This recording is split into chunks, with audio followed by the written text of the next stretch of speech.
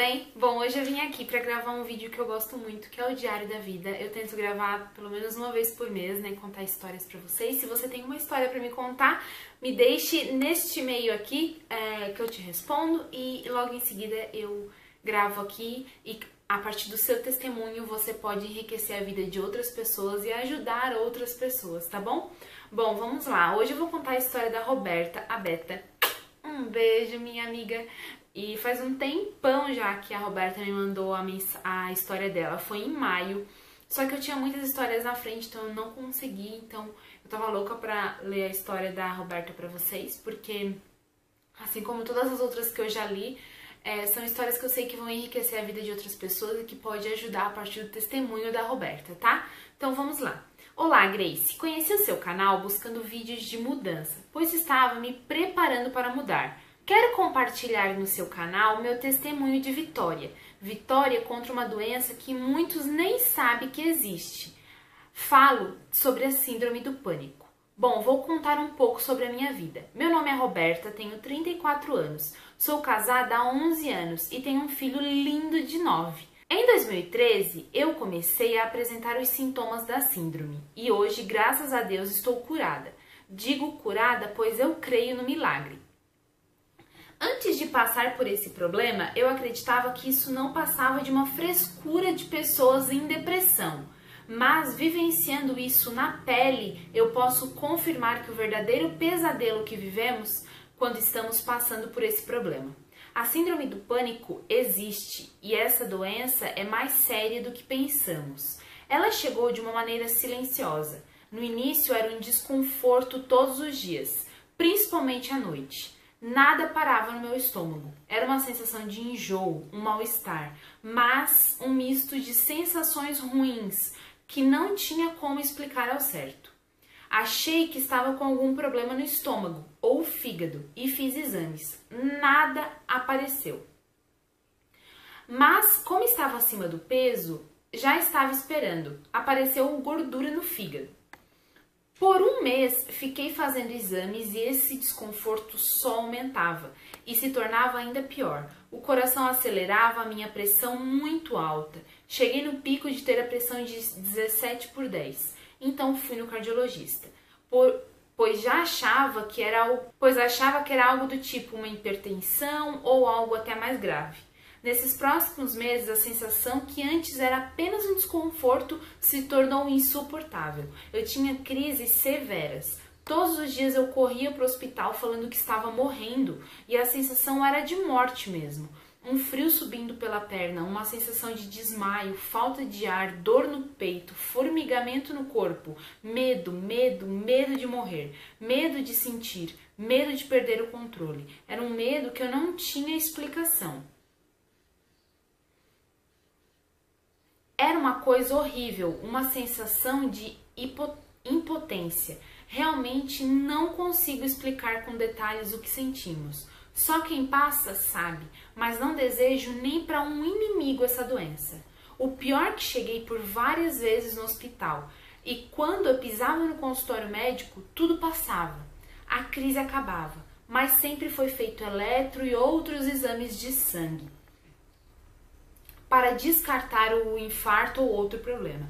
Mas no fim era me dado um calmante e tudo voltava ao normal. Outra coisa que me deixava muito desconfortável era olhar os enfermeiros, os médicos da emergência, como se fosse frescura. Uma vez em um dos hospitais que fui, o enfermeiro me falou de uma forma grosseira: procura um psiquiatra. Na hora fiquei com muita raiva, achei que ele estava me chamando de maluca, mas um pouco depois descobri que ele estava certo.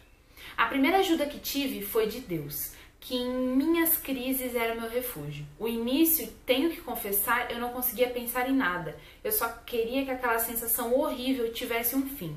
Mas no decorrer do tratamento, ele foi o meu alicerce. A minha família também foi a peça fundamental. Meus pais, meu marido, meu irmão e até meu filho, que mesmo sem entender o que eu estava passando, por muitas vezes veio secar as minhas lágrimas com um pedacinho de papel e ficava em silêncio ao meu lado. Gente, me dando força e todos entendendo que eu estava passando por um momento delicado, mas acreditando na minha recuperação. O meu cardiologista, após muitos exames, repetiu a fala do enfermeiro da emergência, mas de uma forma mais delicada. Bem, eu acho que você pode estar passando por um princípio de síndrome de pânico. Eu aconselho um psiquiatra que vai auxiliar com medicamentos e também fará um acompanhamento mais detalhado. Fui ao psiquiatra e vi que não era nada do que eu pensava. Desculpa, mas minha cabeça só maluco ia em psiquiatra. Enfim, ele ajudou a chegar no motivo da crise, pois meu caso, ele tinha um motivo. Bem, acho que é difícil. Eu disse difícil, não é impossível. Combater essa doença sem a ajuda de medicamentos. Eu usei e não me arrependo. Eles me deram a segurança para trabalhar a minha mente, na tentativa de entender o que eu estava passando.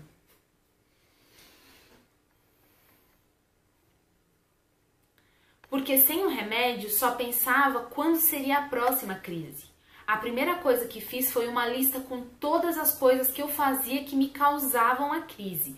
Nessa lista eu consegui ter algumas respostas para o meu problema e por um tempo evitei de fazer essas coisas. Sentia medo de ir na rua com meu filho, medo de enfrentar locais com muitas pessoas, medo de andar de ônibus, enfim, era uma lista de coisas que eu evitava fazer, que limitava muito em viver uma vida normal.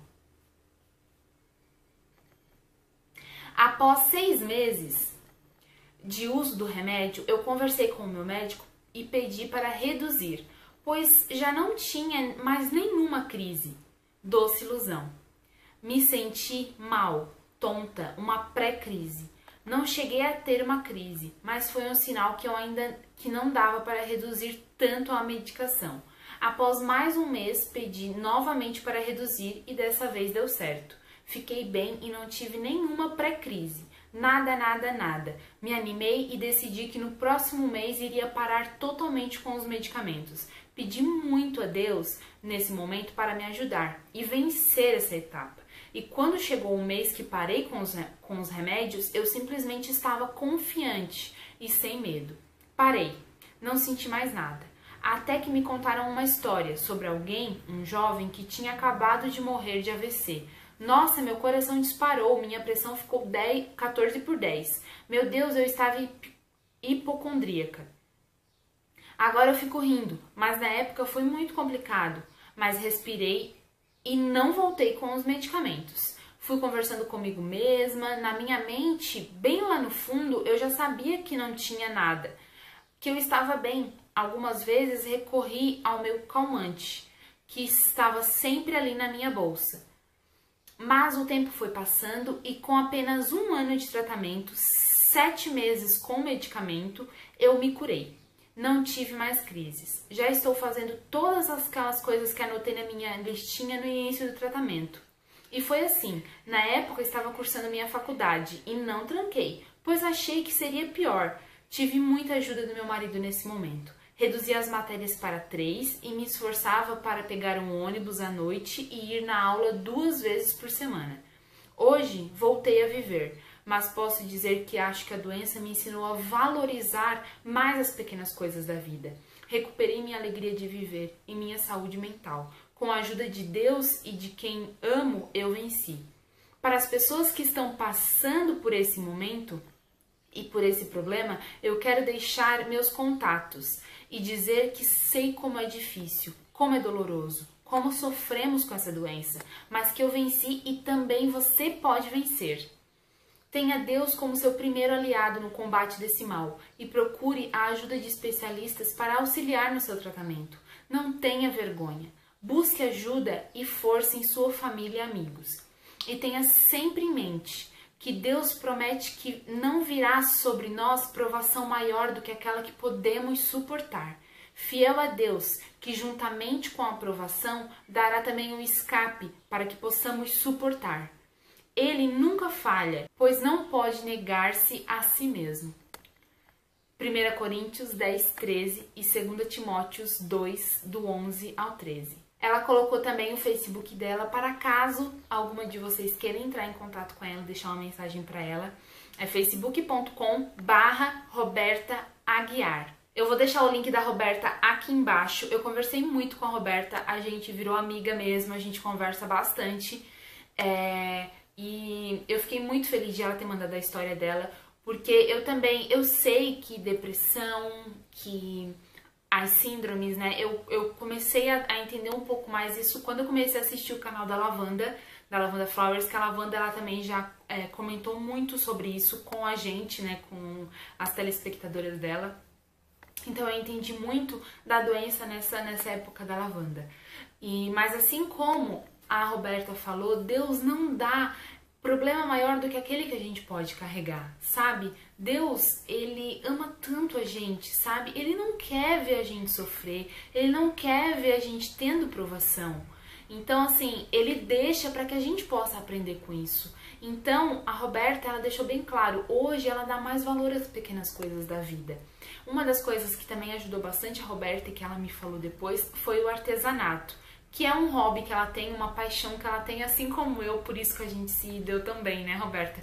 E ela fala que estar ali, sabe, manter a concentração, usar a mente dela com outras coisas, que no caso foi o artesanato, ajudou ela muito com isso. E ela vê que ela é capaz, né? Ela pode. E ela conseguiu, assim, trabalhar um pouco a mente dela também. A Roberta já falou tudo na história dela e também já deixou a mensagem dela pra vocês, então eu acho que não tem mais nada pra me complementar, a não ser isso que a Roberta falou, que Deus nunca vai te dar uma cruz maior do que você pode carregar, sabe? Mas é claro, isso não significa que a gente não vai passar por provação, isso não significa que não vão ter pessoas te apontando, que não vão ter pessoas ali para te julgar, para te acusar, pessoas que vão te deixar tristes, pessoas que vão dizer que é frescura, que é coisa da sua cabeça e tudo mais. Isso é o que mais vai ter. O seu convívio mesmo, pessoas da mesma igreja que você frequenta, tudo isso. Porque muitas vezes a gente não tem sabedoria para lidar com outras pessoas. Eu digo a gente porque eu também. A gente tem que todos os dias pedir sabedoria para Deus e pedir para que a gente consiga lidar com as pessoas, para que a gente possa ter calma, para que a gente possa ter paciência. É tão fácil a gente apontar o dedo para alguém e julgar alguém pela forma que a pessoa pensa, faz, mas a gente não sabe o que a pessoa tá passando, a gente não sabe o que tá acontecendo na vida dela, qual foi a ação para que ela tenha aquela reação.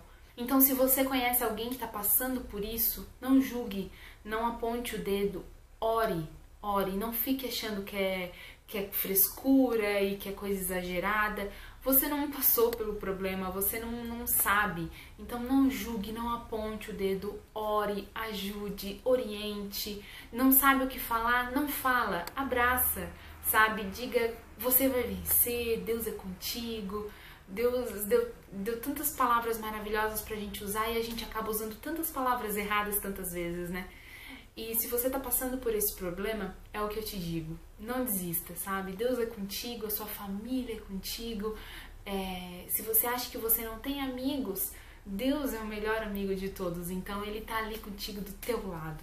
Se você quer conversar com a Roberta, eu vou deixar o contato da Roberta aqui embaixo, o Facebook dela, que você pode entrar lá. A Roberta, como eu falei pra vocês, é artesã. Eu vou deixar também, ela tem uma fanpage, eu vou deixar a fanpage dela aqui também pra vocês, pra que vocês possam entrar lá, ver os trabalhos dela, que são lindos, e conversar com a Roberta também. Eu espero que vocês tenham gostado, que esse testemunho possa ter ajudado a vida de vocês. E Roberta, muito obrigada por compartilhar comigo e também com as outras pessoas o seu testemunho, tá bom? Assim como eu tenho certeza que eu senti o que você quis passar, as outras pessoas também. Um grande beijo, que Deus te abençoe. Tchau!